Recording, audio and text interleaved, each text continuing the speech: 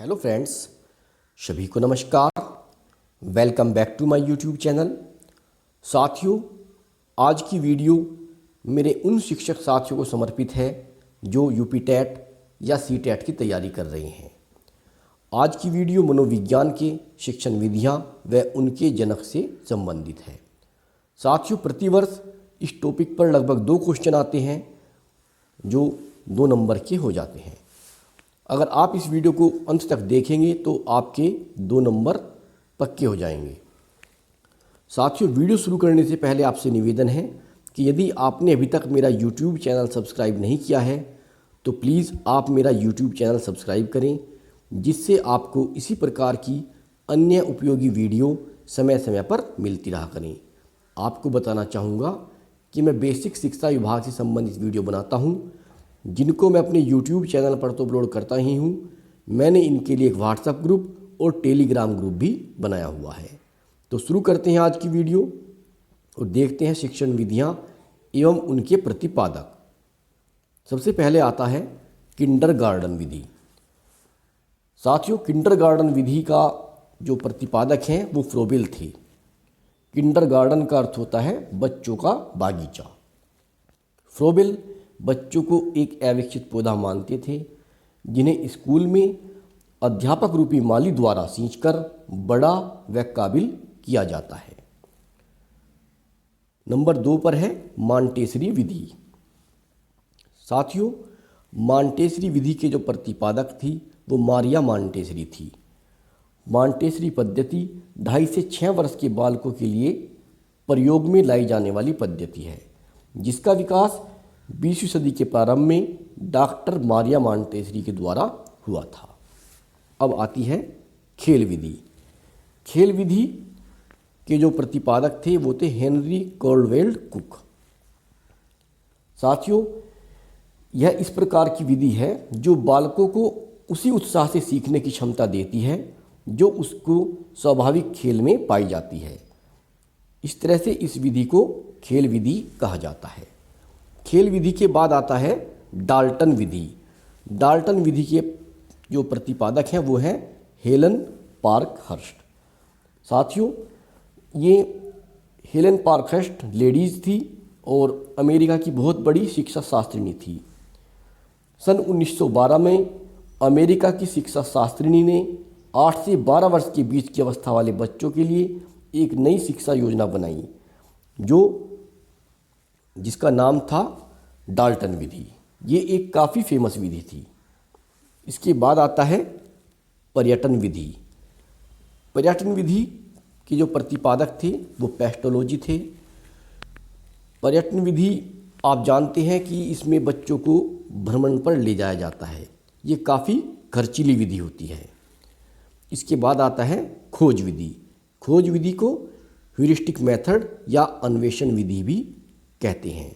इसके प्रतिपादक थे आर्मस्ट्रॉन्ग। इसमें बच्चों को खोज करना बताया जाता है और बच्चों को कोई भी ऐसा टॉपिक दिया जाता था जिससे बच्चों के अंदर खोज की समझ को विकसित किया जाता है।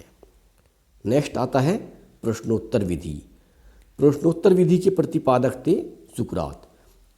इस विधि में जब बच्चों को कंटेंट पढ़ाया जाता है, कंटेंट पढ़ाने के बाद बच्चों से प्रश्नोत्तर के माध्यम से उनके विचार को जानने का प्रयास किया जाता है कि उन्होंने कितना सीखा। इसके बाद आता है प्रोजेक्ट विधि। प्रोजेक्ट विधि के प्रतिपादक थे किलपैट्रिक, विलियम हेनरी किलपैट्रिक। ये तो काफ़ी फेमस विधि है, आप सभी ने इसके बारे में पढ़ा भी है और सुना भी है। इसके बाद आता है 9वें नंबर पर वैज्ञानिक विधि। वैज्ञानिक विधि के प्रतिपादक थे गुडवार स्केट्स। इसके बाद आता है समस्या समाधान विधि। साथियों, समस्या समाधान विधि के जो प्रतिपादक थे वो सुकरात थे। साथियों, हमारे मन में विचार तब आता है हम जब सोचते हैं जब हमारे सामने कोई समस्या आती है। तो इस विधि को में यही बताया गया है कि बच्चों के सामने प्रॉब्लम क्रिएट की जाती है और फिर वो उसके संभावित समाधान को ढूंढते हैं। नंबर 11 पर है सूक्ष्म शिक्षण विधि। सूक्ष्म शिक्षण विधि के जो प्रतिपादक हैं वो रॉबर्ट थे। ये तो आपने पढ़ा भी होगा, ये बीएड में हम सभी ने पढ़ा है। साथियों, इसके बाद आता है मूल्यांकन। मूल्यांकन विधि के प्रतिपादक थे जे.एम. राइस। नंबर 13 पर आता है समस्या समाधान विधि, ये तो हो चुका है। इसके बाद आता है इकाई उपागम। इकाई उपागम के प्रतिपादक थे एच.सी. मॉरिसन। साथियों, इसमें बता दूं मैं आपको, इकाई उपागम में शिक्षण को इकाइयों में विभक्त किया जाता है, तो इस तरह से इसका नाम होता है इकाई उपागम विधि। नंबर 15 पे है विनेटिका विधि। विनेटिका विधि के प्रतिपादक थे कार्लटन वाशबर्न। इसमें इन्होंने प्रोजेक्ट पर जोर दिया है और जिस तरह से प्रोजेक्ट विधि होती है वही प्रक्रिया इसमें भी की जाती है और यह छोटे बच्चों के लिए होती है। नंबर 16 पर है ड्रेकाली शिक्षण विधि। ये ड्रेकाली ने अपने नाम पर ही इसको रखा है, इसके प्रतिपादक भी ड्रेकाली ही हैं। नंबर 17 पे आती है ब्रेल पद्धति।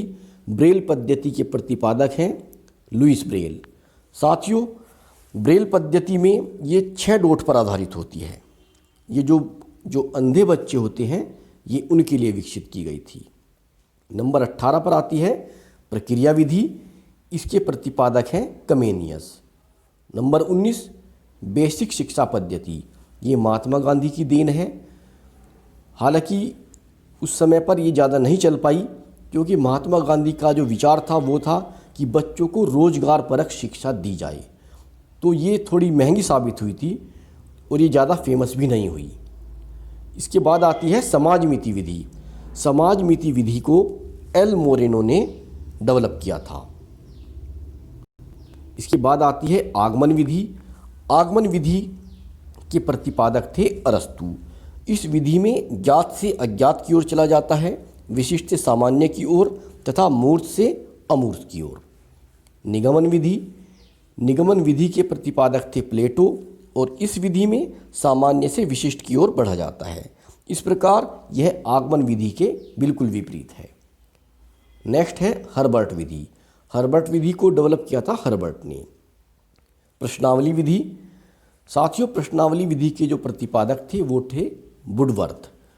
प्रश्नावली अध्ययन किए जाने वाले विषय संबंधित प्रश्नों की सूची होती है, इसलिए इसका नाम होता है प्रश्नावली विधि। जिस टॉपिक का हमें अध्ययन करना है उसमें उससे संबंधित प्रश्नों की सूची बनाई जाती है। इसके बाद आता है संवाद विधि। संवाद विधि के प्रतिपादक थे प्लेटो। नेक्स्ट है रेखीय अभिक्रमित अनुदेशन विधि या बाह्य अनुदेशन विधि। इसके प्रतिपादक हैं B.F. स्किनर। साथियों, इसमें ऐसा होता है, इसमें विषय वस्तु को छोटे छोटे पदों में विभक्त किया जाता है और इनमें 3 तत्व निहित होते हैं। नंबर 1 उद्दीपन, नंबर 2 अनुक्रिया, नंबर 3 पुनर्बलन। इसके बाद आता है साक्ष्य अभिक्रमित अनुदेशन विधि। इसके प्रतिपादक थे नॉर्मन ए क्राउडर।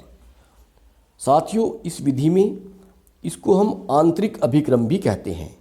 यह एक ऐसा अभिक्रम है जो अधिगम को छात्रों की आवश्यकता के अनुसार संगणक जैसे बाह्य उपकरण के बिना अनुकूल बनाता है।